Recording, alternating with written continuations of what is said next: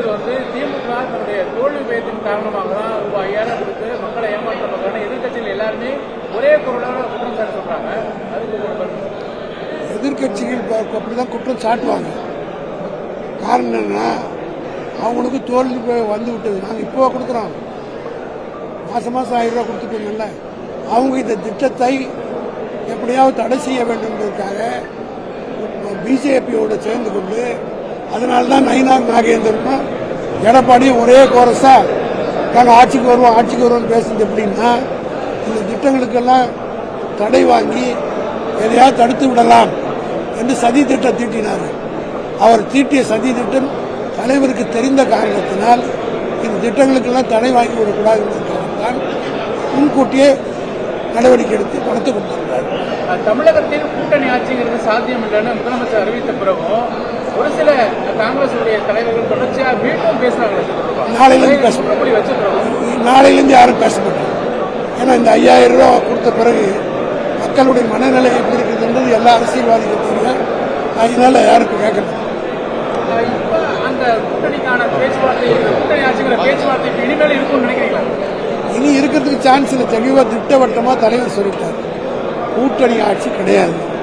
கூட்டணி ஆட்சி தமிழ்நாட்டு மக்கள் ஏற்றுக்கொள்ள மாட்டார்கள். ஆகவே தெளிவுபடுத்தி விட்டார். ராகுல் காந்தியிலிருந்து மற்றவர்களும் அதை ஏற்றுக்கொண்டாலும் செல்வ, அதாவது காங்கிரஸில் ராகுல் காந்தி கேட்டால் பதில் சொல்லலாம், செல்வ பெருந்தை கேட்டால் பதில் சொல்லலாம், கார்கி கேட்டால் பதில் சொல்லலாம். எல்லாரும் கேட்டுட்டு இருந்தாங்கன்னா அவங்களுக்குலாம் பிரச்சனை. இவங்க 3 பேர் தான் அத்தாரிட்டியா. ஒன்று all India Congress president Kharge, Congress leader ராகுல், தமிழ்நாட்டுடைய தலைவர் செல்வ பெருந்தை. இந்த 3 பேர் கேட்டாங்கன்னா அது பதில் சொல்லலாம். சார், லாஸ்ட் ஒன்று நயினார் நாகேந்திரன் அவர்கள் விஜய் குறித்து விமர்சிக்கும் பொழுது ஒரு நடிகையோட ஒப்பிட்டு விமர்சித்தது வந்து பெண் திமுக கூட பெண் எம்பிகளோட கடுமையாக கண்டனம் தெரிவிச்சிருக்காங்க. இது போல வந்து ஒரு பெண்களை வந்து பொது இடத்துல அப்படி பேசுறது தவறு அப்படின்னு அது குறித்து கொடுப்பாங்க. நாங்கள் விஜய் ஒரு பொருட்டாவே கிடைக்கல. அப்புறம் நாங்கள் என்ன பண்ணுறோம்? நயினார் பேசுறாரு சார், அவர் பேசுறது அவர் நாங்கள் வந்து எங்களுக்கு வேலைகள் நிறைய. நாங்கள் ஜனங்களை நம்பி போகிறோம். ஜனங்க எங்கள் பின்னாடி இருக்கிறாங்க. எல்லா தமிழ்நாட்டு பெண்களும் எங்ககிட்ட இருக்கிறாங்க. அதனால அவங்க விஷயத்தில் நாங்கள் போயிட்டு கொண்டிருக்கிறோம். தவிர அவர் பேசுகிறாரு இவர் பேசுனால இந்த கச்சேரிக்கெல்லாம் நாங்கள் போய் மாட்டிக்கிட்டாங்க. 2021 திமுக 173 தொகுதியில போட்டிட்டு 133 தான் ஜெயிச்சாங்க. தோல்வி பெற்ற தொகுதிகளை தான் காங்கிரஸ் கேட்கணும்னு மாணிக்க தாகூர் கேட்டிருக்காரு.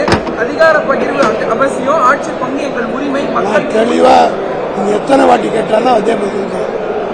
கார்கே கேட்டால் பதில் சொல்லுவோம், ராகுல் கேட்டால் பதில் சொல்லுவோம், செல்வ பெருந்தை கேட்டால் பதில் சொல்லுவோம். 8ஆம் தேதி திருச்சியில் நடைபெற கூட்ட மாநாடுங்கிறது திமுக கூட்டணி கட்சியோட மாநாடாக இருக்கும் தலைவர் சொல்லுவார். பொதுவாக அந்த மாதிரி மாநாடு நடக்கும்போது மாநாடு தேர்தலுக்கு முன்னே தேர்தல் அறிவிப்பு வந்துட்டால் தலைவர் அதுக்கு ஏற்ற முடியும்.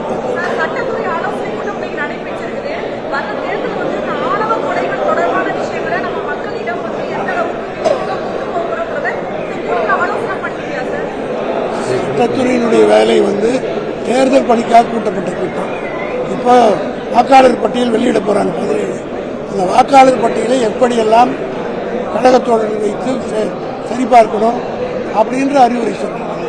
ஏன்னா மானிட்டர் பண்றதுக்கு வக்கீல் போனோம். ஏன்னா எஸ்ஐஆருக்கு பிறகு பல சிக்கலுக்கு மத்தியில் இப்போ நீக்கப்பட்டதெல்லாம் இருக்கு. ஆகையினால் வாக்காளர் பட்டியல் வெளியிடப்பட்ட பிறகு எவ்வாறு கழக பணியாற்றிட வேண்டும் என்பதற்காக சட்ட ரீதியான ஆலோசனை தருவதற்கு ஆலோசனை கூட்டம் இன்று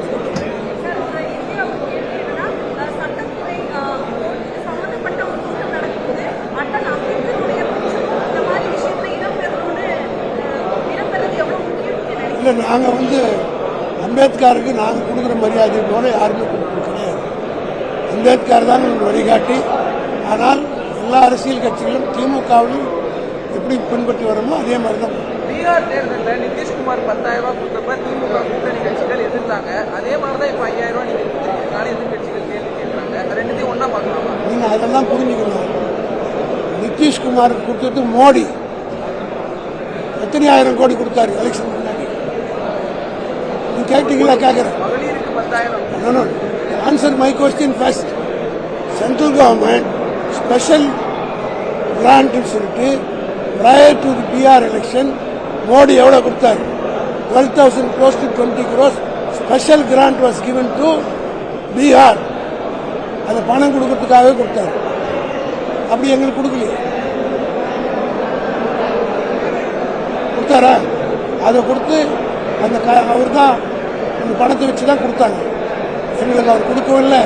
எங்களுக்கு கொடுக்கறதுக்கு தடை செய்ய அவர் கட்சியை சார்ந்த வக்கீல் உபாத்தியாயன்றதுலாம் சுப்ரீம் கோர்ட்டில் கேஸே போட்டு 5000 கொடுத்தாலும் 10,000 கொடுத்தாலும் வாங்கிக்கங்க, ஆனா ஓட்டு கொடுக்குறவங்கள்ட்ட விசில வச்சு ஊதிருக்கேன்னு விஜய் சொல்லியிருக்காரு.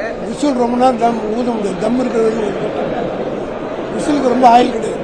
ஒரு மனுஷன் எவ்வளோ நேரம் விசில் வருது? சும்மா கொஞ்ச நேரம் கூடும். அதுக்கு மேலே ஊற்றினா வேலை